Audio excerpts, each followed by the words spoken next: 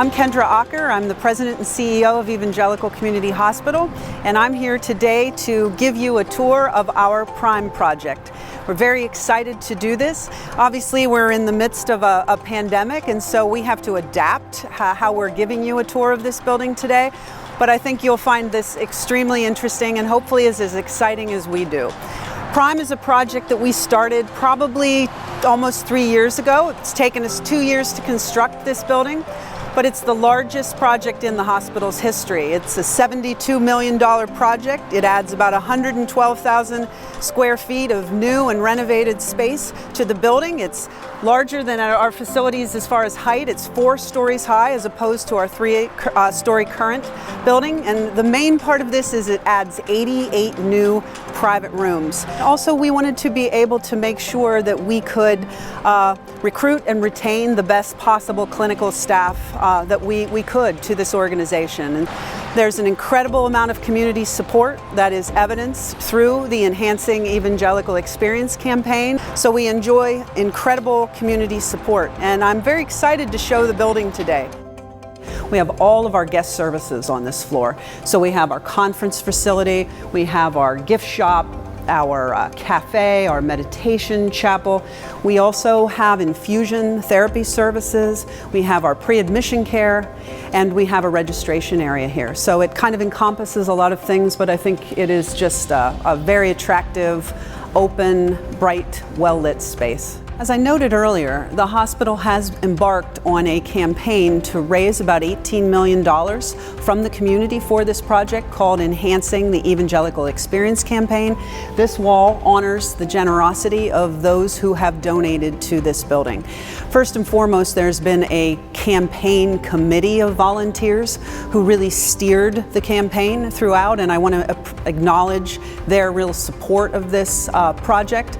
But most importantly, it is the donors and those who give a great deal of their resources to continue to support this hospital. So there are numerous donors who gave significant gifts for naming opportunities. There is also the medical staff who, gives service day in and day out to the organization, but also committed their support financially to this project. And then there's employees. We don't have the kind of organization we do without the employees in this organization, and they stepped up, and we had a significant percentage, more than 50% of the organization supported this campaign.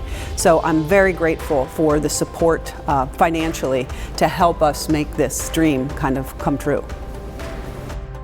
So this is the Infusion Center. Currently our Infusion Center is buried inside the hospital at a place that's very hard to find. It's very small, it has no privacy. You come here now, you have 6 individual treatment bay areas. There's also individual treatment rooms for people. You get to see the outside, it's bright, it's airy, it's private, yet everyone can keep an eye on you, and we now sort of get to give beachfront property to Infusion.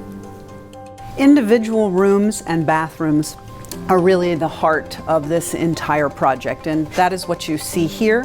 One of the things the team is the most proud of is that we have these sliding doors, so you can pull the door shut at night, and it's private, keeps the noise down, but you also have a glass that the staff can see in the door if they're roaming and don't necessarily need to come in your room.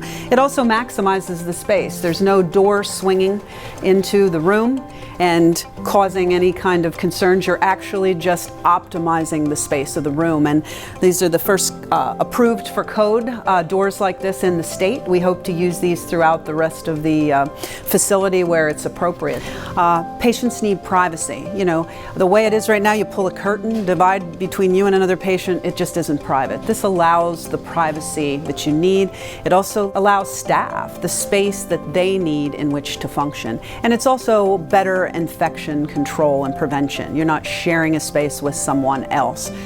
When we began to plan for these private rooms, we decided to seek input from as many individuals as we could, and we mocked up individual rooms, and we also used virtual reality goggles and let people really have the experience from their vantage point of what it was like to be in this room. We used community members and we used staff from across all areas of the organization to take a look at it.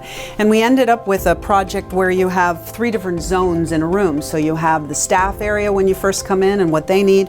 You have have the patient area, and then you have the loved ones or family and friends area of the room. And in the past, all three of these complements of people could not be in the room at the same time. And now we have the space to do that. I think finally at Evangelical, the environment that you're in as an inpatient reflects the quality of the care that you get. The old day of nurses' stations is gone, and nurses are able to stand outside of a patient room and document. And in this case, you have access to 2 rooms. You can see in the windows of 2 rooms, doors can be kept closed, continue to maintain privacy, but the nurse has a view into both rooms and can easily document outside the room as well and still see the patient.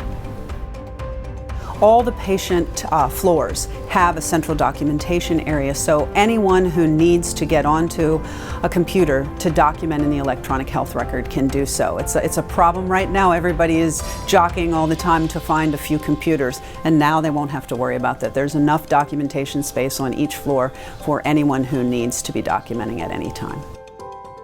Evangelical is a regional leader in orthopedic care, and our hospital-based orthopedic team works closely with our team at Sun Orthopedics of Evangelical to make sure that that happens.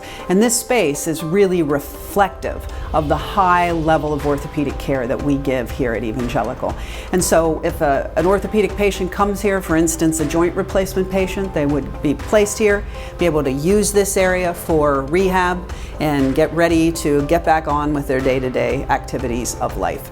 And this area is built with things like a separate bathroom that will allow our occupational therapists to work with individuals in using things like the bathroom so that when people get discharged and go home, they've already had the experience of how to navigate in those types of areas. So we're very, very proud of this space and think it is very reflective of the kind of orthopedic care you get at Evangelical. This is one of the tallest buildings now in Union County. It affords really beautiful views of the region. And we made this building a little bit taller because it allowed us to be a little bit more compact on our campus and really optimize our space, maximize it, and also allow for appropriate green space, which is part of the building process. I want to say that I am so sorry that I could not have you come here in person and really tour this building, and so you had to take this kind of video tour with me, but please do not let that minimize at all how much we appreciate your support of Evangelical, how much we've appreciated our staff, all of our patients, all of our donors, all of our providers, but you, the community, are the reason that we're in business. And so I hope someday that I can show you this space in person, but for now, this is the way we could do it. And I hope that you find that this building really helps us meet our mission to all of you and to the community, which is to provide exceptional care accessible to all in the safest and most compassionate environment to improve the health of the community. And so thank you again for joining me on this tour.